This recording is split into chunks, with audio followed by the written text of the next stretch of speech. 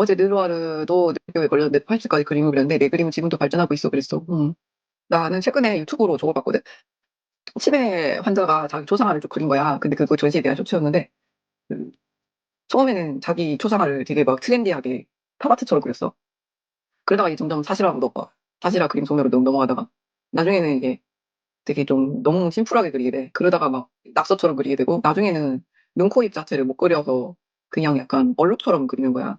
그래서 한평생 이제 그 미술을 하려면 원래 그 정밀화부터 연필 소묘부터 시작해서 사실화처럼 그리거든. 사실화처럼 그리다가 이제 트렌드에 맞춰서 막 트렌드와 소재에 맞춰서 이제 팝아트처럼 그리기도 하고 추상화처럼 그리기도 하고 디자인처럼 그리기도 하고 이러는데 그게 처음에는 자신만만하게 트렌디하게 그리던 사람이 그 이제 입시미술 때 했던 그런 사실주의 기법으로 갔다가 나중에는 약간 낙서처럼 초등학교 유치원 수준의 낙서처럼 갔다가 크레파스처럼 그렸다가 눈, 코, 입이 점점 소실되고 약간 나중에는 무슨 뭐 벽에 뭐를 칠해놓은 것처럼 이제 그냥 얼룩처럼 변해버린 초상화를 이제 그 사람이 이제 치매에 걸렸을 때 이제 죽기 전까지 그린 거야.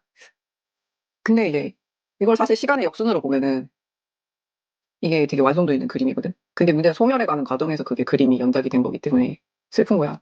근데 사실은 이게 시간의 역순으로 보잖아. 이 사람은 사실 뭐 흙과 백밖에 구분을 하지 못했어. 그러다가 점점 크레파스처럼 눈코 입으로 그렸다가 사실주의 그림을 그릴 수 있게 되고 아주 트렌디한 팝아트적인 초상화까지 그릴 수 있게 됐어.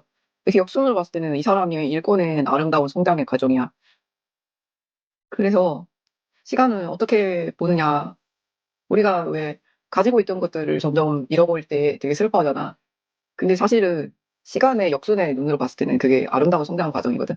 어떻게 인간이 저렇게 끊임없이 연구하고 노력해서 저 기간 동안 저렇게 아름답게 성장했을까? 대단하다. 아, 전문적이다. 오랫동안 기술을 닦았구나. 얼마나 열심히 공부했을까? 얼마나 많이 공부하고 고민했을까? 맞아. 우리가 가진 것들을 잃어버릴 때는 가끔 테이프를 돌려봐요. 그럼 내가 이만큼 가졌구나. 이만큼 가졌었구나. 이만큼 노력해서 읽었었구나.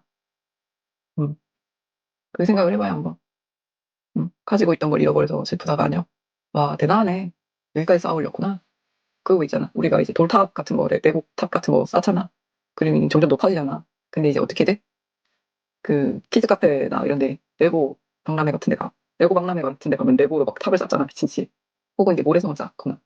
모래성은 슬프니까. 어쨌든 레고 같은 걸로 탑을 쌓았을 때, 이제 개장 시간 해가지고 폐장 시간 되잖아. 폐장 시간 되면 가야 되잖아. 그리고 어떻게 돼? 그게 남기고 가도 되긴 하지만, 어쨌든 하나씩 다시 또 해체해서 제자리에 둬야 되는 상황이 오잖아. 그랬을 때, 시간의 역행으로 봤을 때, 내가 여기까지 만들었구나, 대단하다 하면서 하나씩 하나씩 사운드를 빼내는 심정으로 그렇게 봐도 될 것 같아. 응, 맞아. 원래, 원래 그 사실주의 그림은 대생이나 소년 입시 있을 때 하는 거거든. 중학교, 고등학교. 그러니까 인간은 뭐 아기 때 그냥 간단하게 그렸다가 흑백 구분하고 간단하게 그렸다가 사실화로 그렸다가 그 다음에 이제 그렇게 돼.